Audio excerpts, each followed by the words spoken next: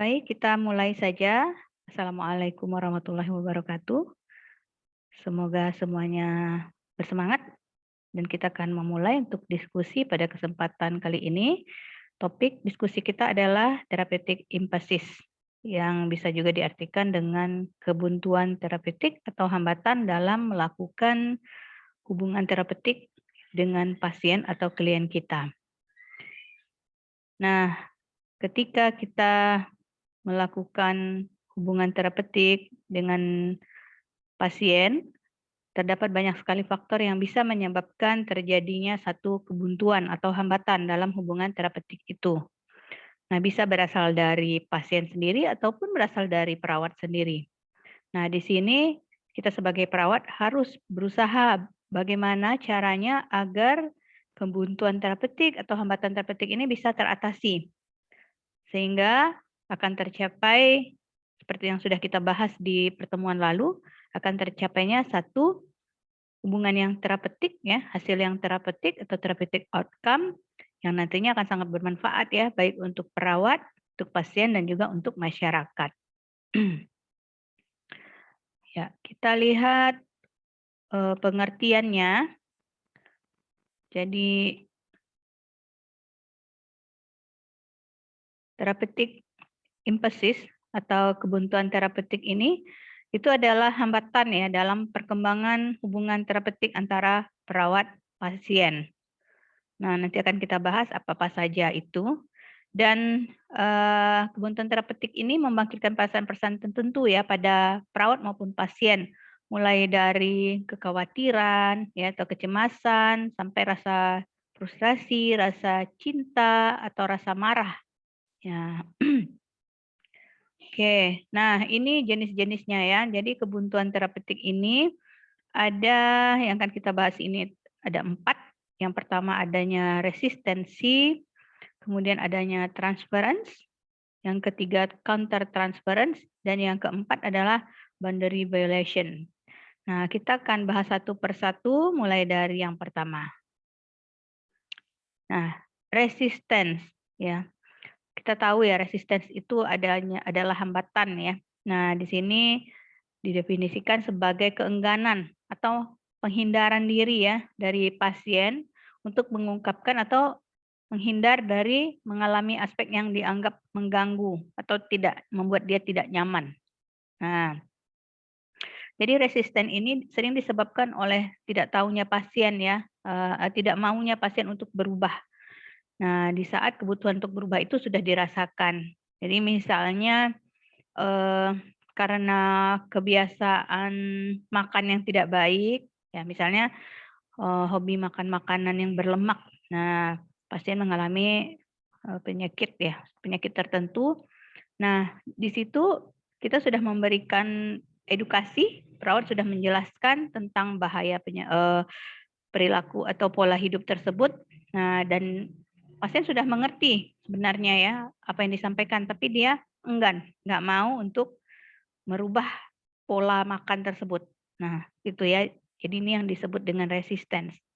Nah, biasanya perilaku resistance ini diperlihatkan pasien pada fase kerja. Karena di bagian inilah merupakan bagian dalam melakukan tindakan keperawatan ya, dalam mencapai atau menyelesaikan permasalahan pasien ya, untuk mencapai tujuan dari asuhan keperawatan itu. Nah, reaksi penyebab-penyebab dari resistance ini ada beberapa ya. Yang pertama itu adalah karena reaksi pasien terhadap perawat, ya ini sebagai reaksi pasien terhadap perawat. Yang pertama itu karena terlalu cepat ya, terlalu cepat berpindah atau memasuki perasaan pasien. Nah, itu jadi baru masuk tahap pengenalan atau tahap orientasi. Nah, kemudian di perawatnya ini terlalu cepat ya untuk ingin tahu banyak misalnya ya, terlalu terburu-buru. Nah, kemudian reaksi pasien itu terhadap perawat yang sengaja atau tidak sengaja menampilkan sikap yang kurang menghargai gitu. Jadi mungkin secara nggak sengaja ada ya, baik itu dari perilaku atau komunikasi secara verbal yang bagi pasien dirasa tidak menghargai atau kurang menghargai pasien, atau juga dari nonverbal ya, tanpa disengaja mungkin dari, ekspresi atau dari kontak mata gitu ya, atau dari intonasi kita nggak tahu, tapi dia rasakan pasien itu sebagai kurang menghargai. Ya ini bisa jadi penyebab terjadi resistance. Kemudian perawat yang menampilkan model peran atau role model yang tidak sesuai dengan perilaku terapeutik. Nah gitu ya. Jadi misalnya perilaku terapeutik itu kan contohnya kemarin kita sudah sedikit menyinggung ya, tentang sikap yang terapeutik itu di dimensi respons. Misalnya, adanya keikhlasan, ya menunjukkan empati gitu ya. Nah, mungkin ada perawat yang di situ terlihat seperti terpaksa mungkin ya dalam melayani pasien gitu ya, eee, atau menunjukkan sikap tidak peduli misalnya, sehingga ini menimbulkan resistance. Nah, ini penyebab yang pertama. Kemudian yang kedua, adanya keuntungan sekunder dari resistance itu sendiri. Ya, jadi ini misalnya, eee, seorang pasien ya, dengan adanya penyakit, dengan kondisi sakitnya itu justru dia mendapatkan satu keuntungan di balik itu, sehingga dia nggak mau berubah, sehingga dia tidak mau mengikuti, apa yang sudah disampaikan oleh perawat.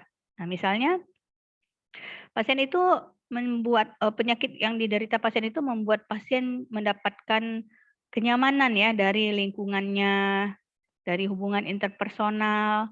Nah, misalnya selama ini dia tidak terlalu dipedulikan oleh anaknya nih, bagi seorang ibu misalnya atau suaminya terlalu sibuk ya. Nah, dengan dia sakit, itu dia menjadi dapat perhatian, sehingga dia merasa dengan sakit inilah dia, eee merasa nyaman gitu, sehingga dia nggak mau menjadi sehat. Nah, kemudian kondisi keuangan, dengan saat sakit dia bisa mungkin, eee, meminta atau mendapatkan apa yang dia inginkan, misalnya makanan yang disukai atau apa hal-hal yang dia inginkan ya. Kemudian situasi-situasi misalnya dengan sakit di akhirnya di tiap hari ada yang datang anaknya mengunjungi gitu ya, atau teman-temannya gitu. Jadi dia mendapatkan keuntungan.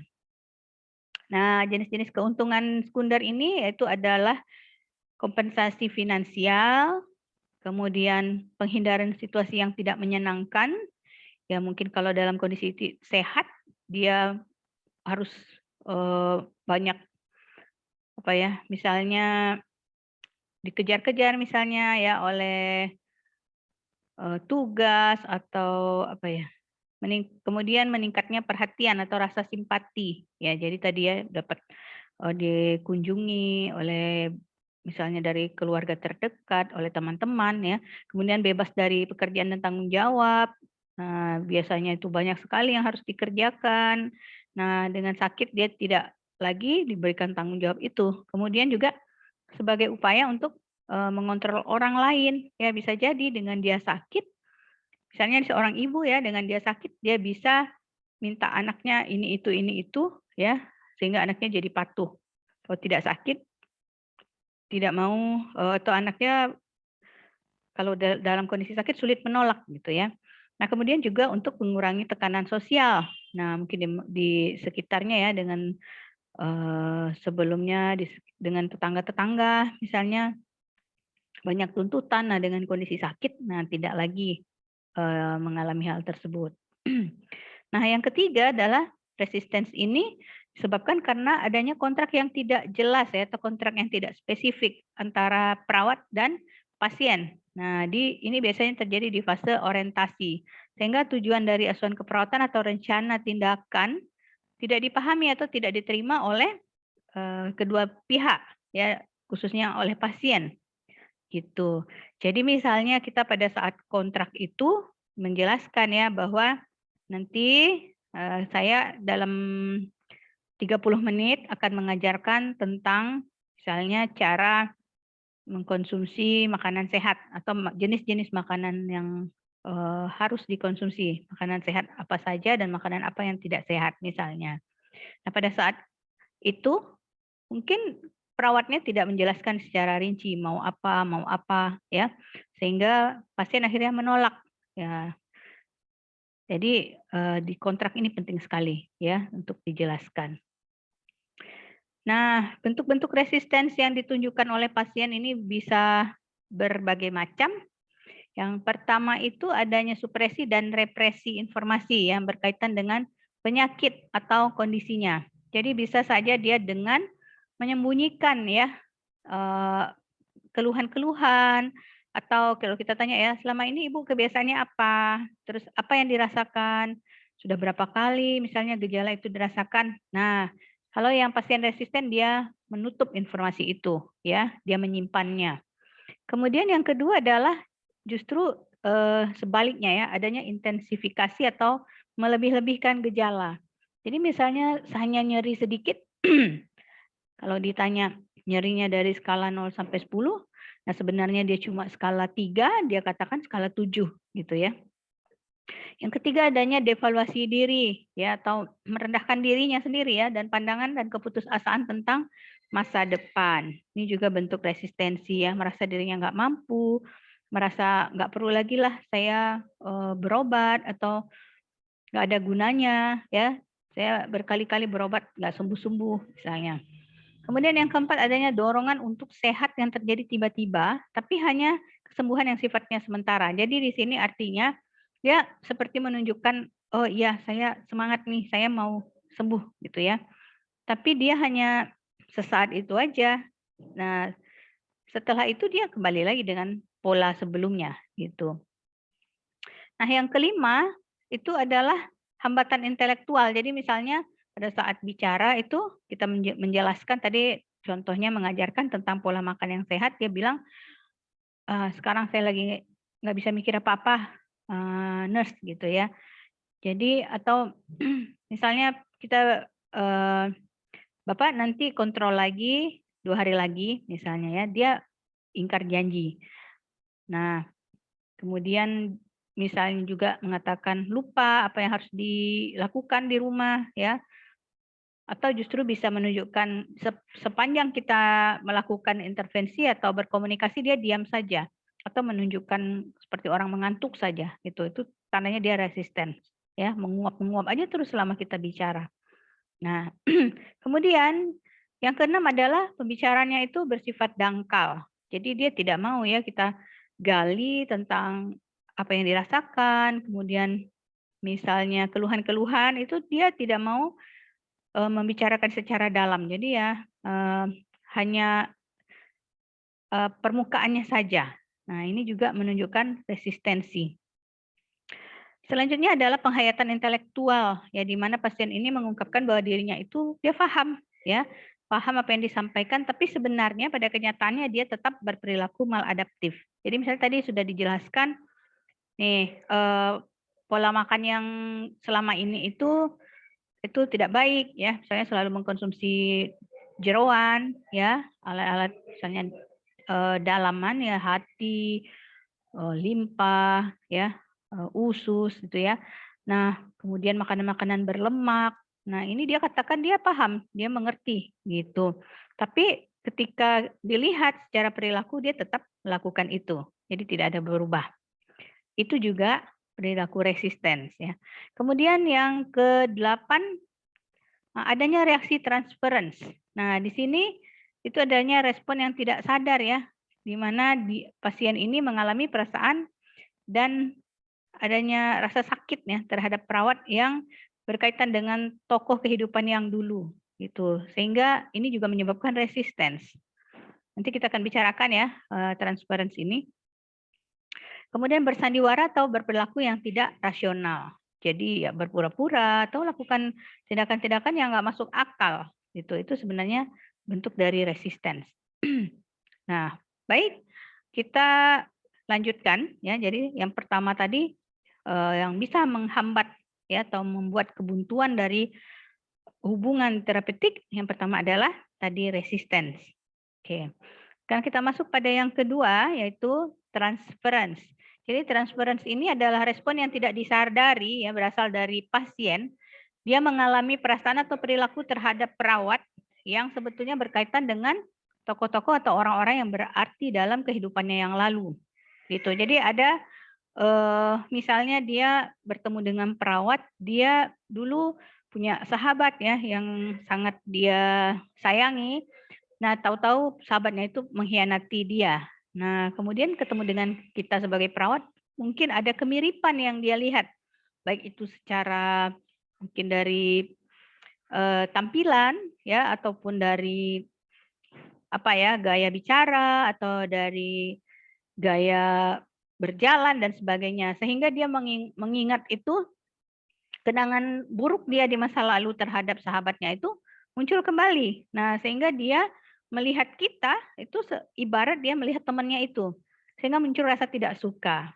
Nah, ini ya transference itu ya. Jadi perasaan-perasaan itu bisa dipicu oleh persamaan ya yang superficial, tadi ya misalnya bentuk wajah atau gaya bicara atau gaya kepribadian tertentu. Nah, mirip-mirip dengan tadi ya, seperti tadi dengan sahabatnya, atau mirip dengan orang tuanya, ya, atau mirip dengan mantan istrinya dan sebagainya. Nah, reaksi transference ini mengganggu ya, kalau diabaikan atau kita tidak analisa, tidak ditelaah oleh perawatnya. Karena itu akan berkembang menjadi hambatan ya, menjadi seperti tadi menjadi resisten, kemudian dia tadi muncul rasa tidak suka, ya bagaimana caranya komunikasi bisa berlangsung secara terpetik, ya kan? Nah, kita lihat jenis-jenis dari transference. Jadi transference ini bisa nanti berjenis hal yang menyenangkan atau yang tidak menyenangkan, ya. Jadi yang pertama itu adalah hostile transference atau transference yang bermusuhan. Di sini ini terjadi kalau pasien itu menginternalisasi rasa marah dan bermusuhan ya. Nah, dia bisa menunjukkannya sebagai bentuk depresi atau putus asa, ya. Misalnya dia mungkin meminta untuk mengakhiri hubungan dengan perawat. Nah, kemudian kalau permusuhan ini dieksternalisasi, ya, dia munculkan dengan perilakunya, dia mungkin akan menjadi seorang yang mengkritik, ya, suka mudah tersinggung atau juga meragukan kemampuan perawat. Nah, baik dia melihat perawat nih, aduh, eee, pendidikannya nih, kayaknya saya tidak meyakini nih, atau pengalaman atau kompetensi perawat. Nah, ini dari yang hostile ya, hostile transference. Nah, sikap bermusuhan ini bisa diekspresikan juga dengan melepaskan diri atau berusaha ya untuk nggak terlibat ya, atau melupakan atau omongan yang tidak relevan ya dan terlarut dalam pengalaman masa kecil.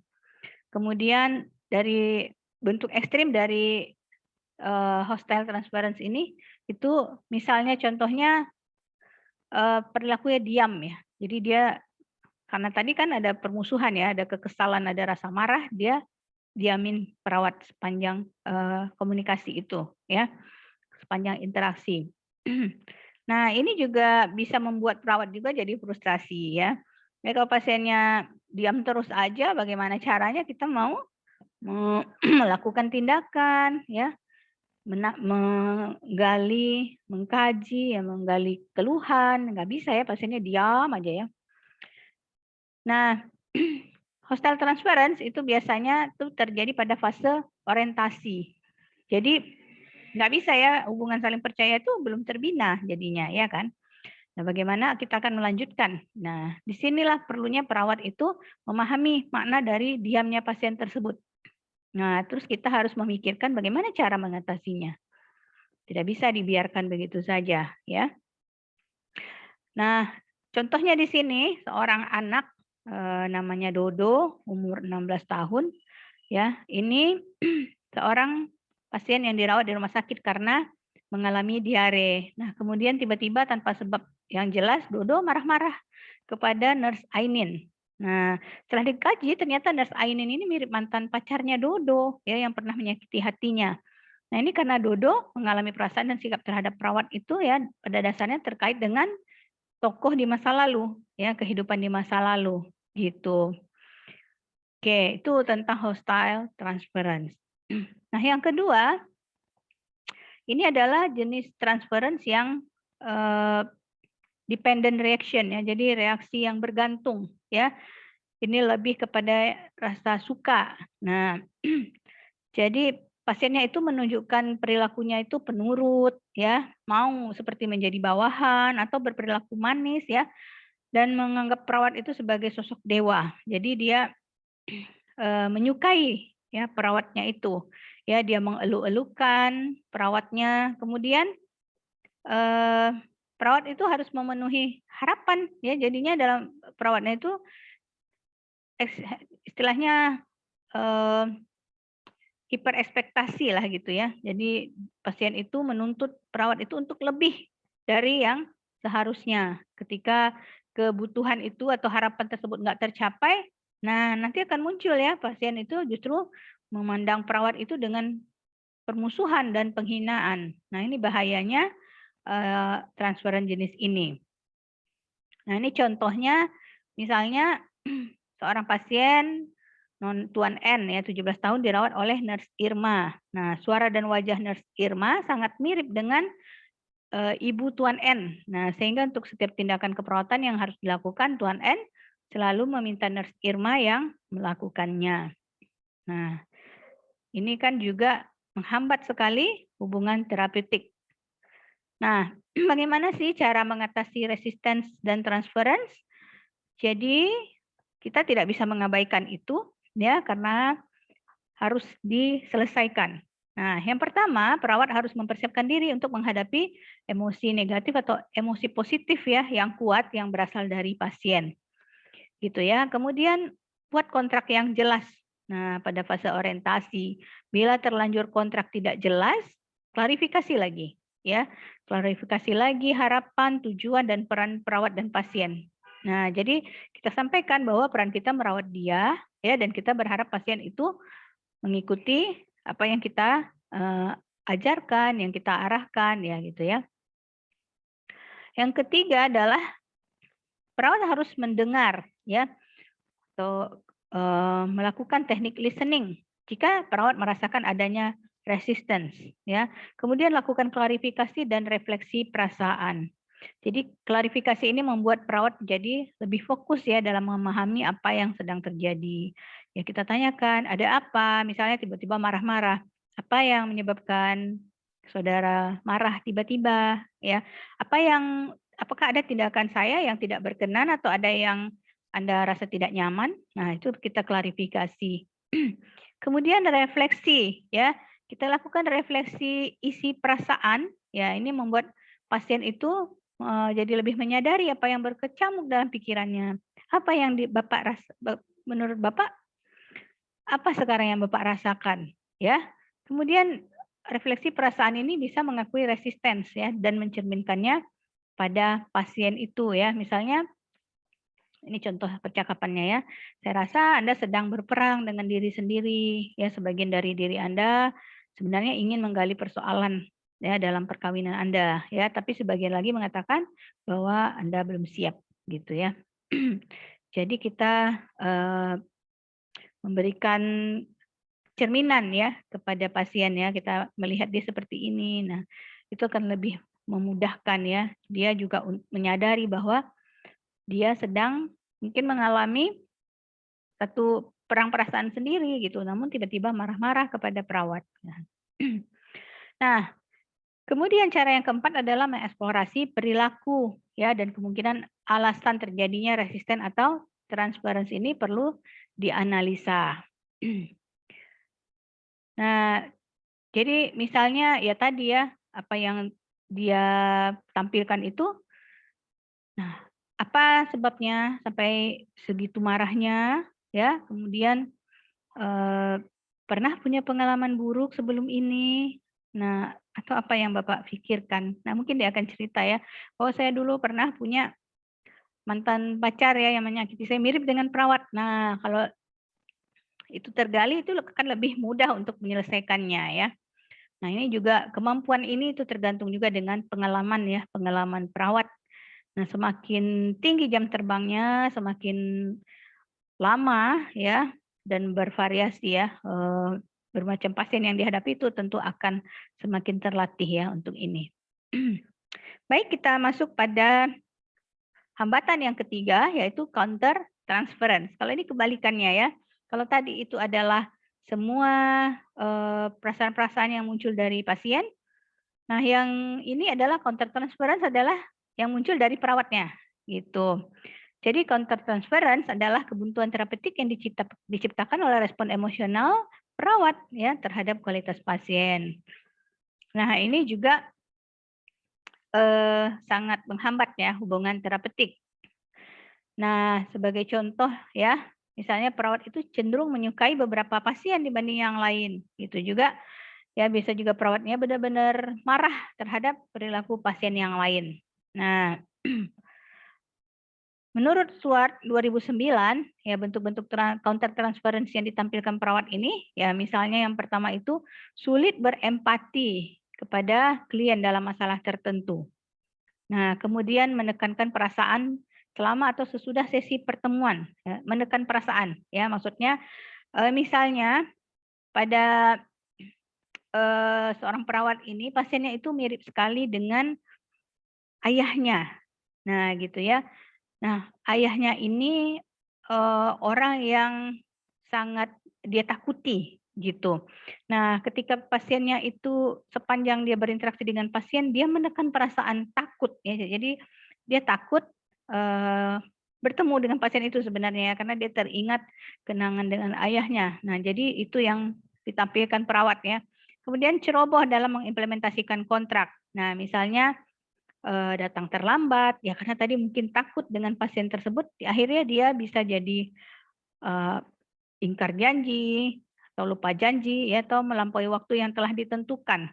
Nah, kalau terlalu senang misalnya, atau dia pasiennya mirip seseorang yang dia sayang, dia bisa justru lama-lama gitu. Dari kontrak waktu misalnya 30 menit, dia bisa sampai 1 jam ya untuk cuma sekedar berdiskusi hal yang tidak lagi terkait dengan tujuan terapeutik. Nah, kemudian mengantuk selama sesi pertemuan ya, karena tadi tidak nyaman ya dengan komunikasi ya.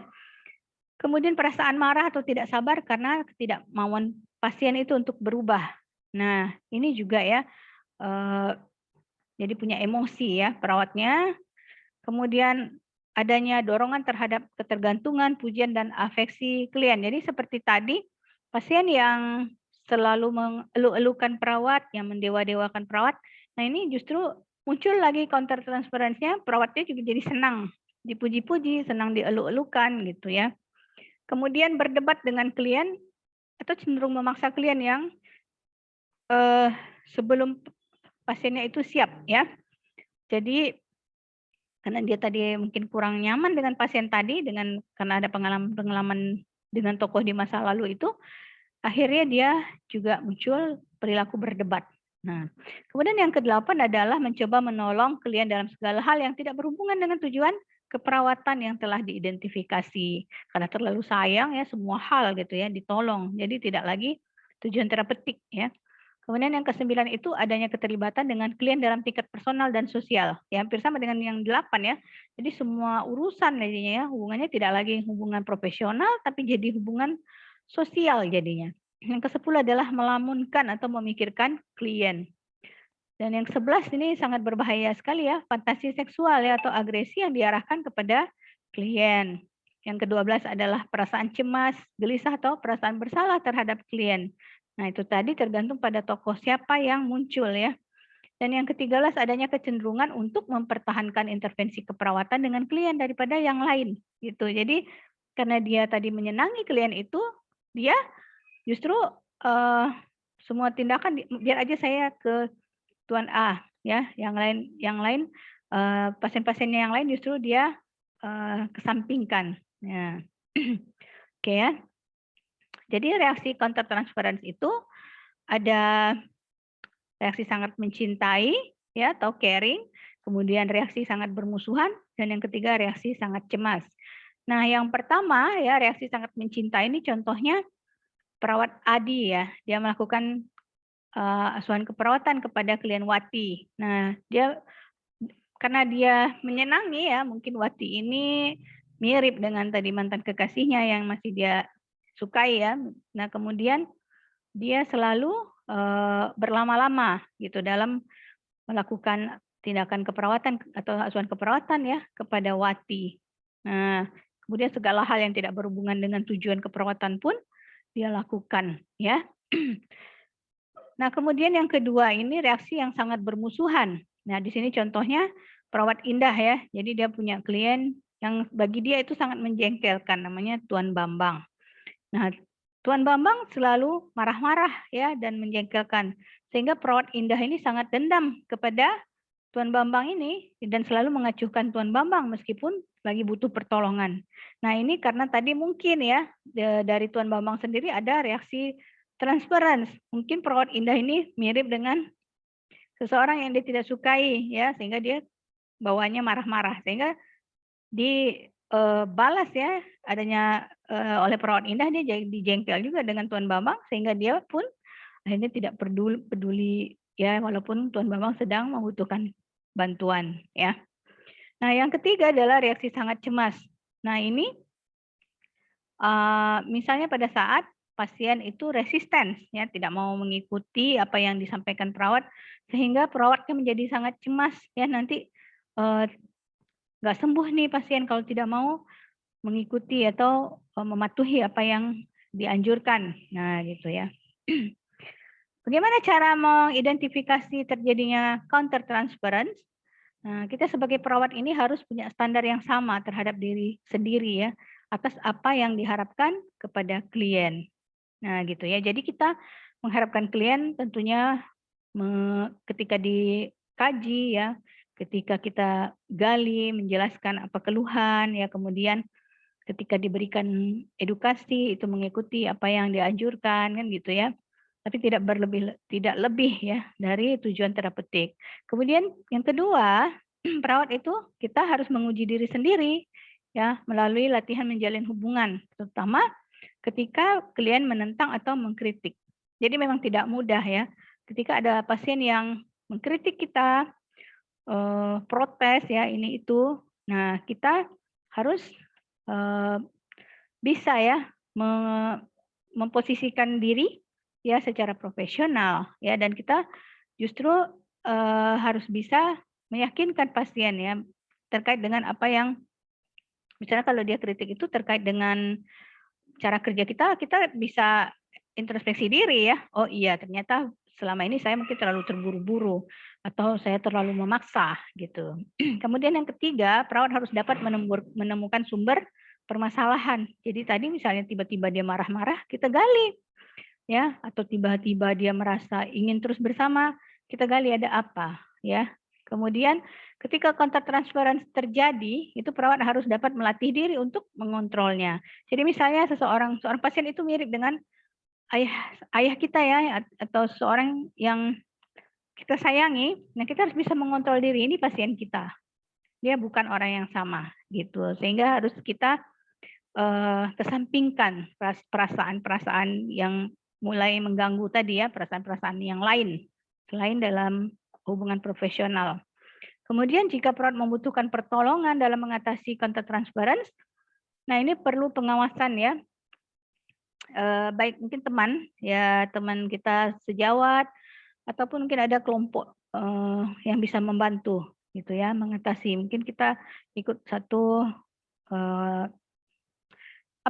bisa jadi kita ikut grup konseling juga gitu ya untuk mengatasi counter transference kalau dia rasanya berat gitu. Oke ya, itu sudah 3 yang kita bahas tentang hambatan dalam hubungan terapeutik. Nah, ini yang keempat yaitu boundary violation atau pelanggaran batas. Nah, jadi dalam hubungan perawat klien itu, nah ketika perawat berperan sebagai penolong dan klien berperan sebagai yang ditolong, kita harus menyadari batasan itu, gitu. Nah, jadi pelanggaran batas ini kalau perawat melampaui batas hubungan terapeutik itu dengan membina hubungan sosial, ya membina hubungan ekonomi dan hubungan personal dengan klien. Nah, jadi harus tahu batas ya. Batasannya apa saja? Yang pertama adanya batas peran, yang kedua batas waktu, kemudian batas tempat dan ruang. Ya. Batas selanjutnya ada batas uang ya. finansial, kemudian adanya batas hadiah dan pelayanan.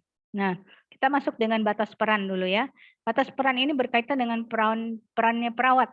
Nah, kita bisa refleksikan dengan pertanyaan, apakah ini yang dilakukan perawat profesional? Betul nggak ini yang sudah dilakukan?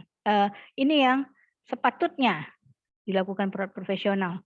Nah, ini perlu wawasan dan pengetahuan yang luas ya, sehingga kita bisa jelas ya menentukan batasnya itu yang mana gitu. Kemudian batas waktu, nah ini waktu pelaksanaan treatment. Jadi kalau waktu yang nggak wajar kita harus lihat ya. Misalnya sebenarnya dia cuma butuh interaksi tapi dia mengajak meminta ya interaksinya di jam-jam udah bukan jam kerja misalnya atau tengah malam ya dan sebagainya. Kemudian batas tempat dan ruang. Nah, misalnya tindakannya dilakukan di mana? Kalau misalnya dalam kondisi home care ya kita boleh ya lakukan di kamar ya. Terus mungkin kalau terjadi sesuatu yang misalnya darurat ya di mobil juga bisa ya, tapi lihat kondisinya di mana gitu. Jadi hati-hati jangan ternyata bukan dia ajak dilakukan di kamarnya, tapi ternyata bukan sebenarnya dia hanya untuk butuh konseling gitu ya, bukan tindakan-tindakan yang dalam kondisi darurat. Nah, itu yang harus dijaga ya. Kemudian batas uang ini berkaitan dengan penghargaan. Jadi misalnya banyak juga ya yang kalau bertemu dengan pasien-pasien yang miskin ya, itu ditanggung ya oleh nakesnya. Biasanya ada juga dokter atau perawat yang memang berhati mulia ya.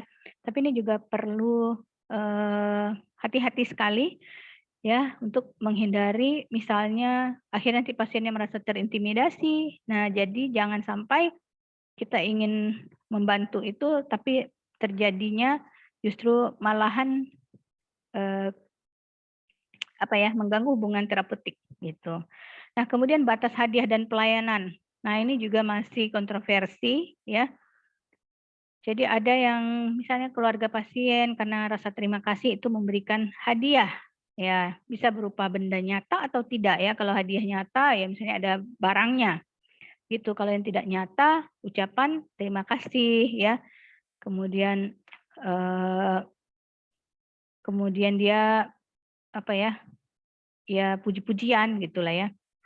Nah, hadiah-hadiah yang dianggap melanggar batas itu, nah itu yang pertama adalah pakaian ya. Jadi misalnya gunakanlah ya pakaian-pakaian yang sopan ya. Jadi yang tidak mengundang satu hal negatif ya, yang pantas. Kemudian bahasa ini memperhatikan nada bicara, pilihan kata ya, terlalu akrab atau mengarah kepada seksual itu juga pelanggaran batas ya. Kemudian keterbukaan diri, kita keterbukaan diri secara profesional boleh ya, misalnya segala sesuatu yang berkaitan dengan pasien, tapi bukan keterbukaan diri itu terkait dengan masalah personal perawat gitu. Kemudian juga batas hubungan sosial setelah pasien pulang.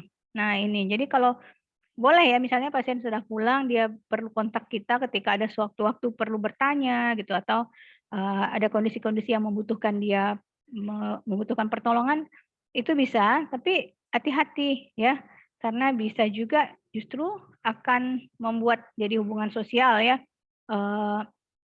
nanti jadi hanya untuk ngobrol nggak jelas gitu ya, ngobrol ngalor ngidul. Kemudian batas keakraban dan seksual. Di sini semua perilaku yang akrab atau intim ya, yang apalagi berkaitan dengan kontak fisik, ini harus hati-hati, harus diperhatikan ini melanggar batas atau tidak.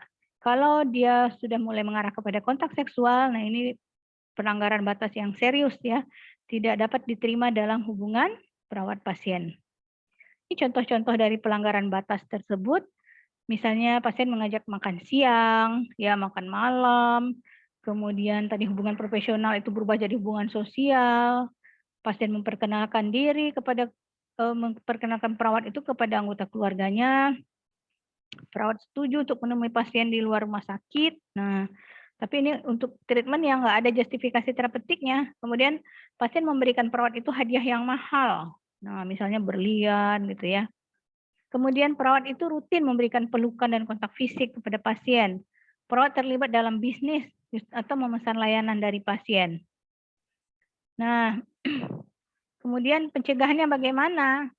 Jadi dari awal interaksi itu perlu kontrak ya bersama pasien tentang hubungan terapeutik. Selama interaksi itu perawat harus hati-hati dalam bicara agar tidak banyak terlibat dalam komunikasi sosial. Kemudian fokus pada tujuan interaksi ya. Selalu mengingatkan kontrak dan tujuan interaksi ya kalau bertemu pasien. Baik, itu semua terkait dengan pelanggaran batas. Jadi kita harus berhati-hati sekali ya dalam hubungan terapeutik ini supaya hubungan terapeutik antara perawat dan pasien ini bisa terjalin sesuai ya dengan tujuan terapeutik tadi. Nah, kita perlu berhati-hati dan berusaha ya untuk jangan sampai ya. Nah, jangan sampai dari 4 yang hambatan ini bisa terjadi ataupun kalau memang terjadi pun kita harus bisa segera mengatasinya ya, jangan dibiarkan berlarut-larut sehingga tidak tercapai nanti tujuan terapeutik. Nah, baiklah semua, sampai di sini untuk penjelasan materi ini. Selanjutnya kita akan lanjutkan dengan diskusi ya. Silakan bertanya apabila ada yang kurang difahami tentang materi ini. Terima kasih. Assalamualaikum warahmatullahi wabarakatuh.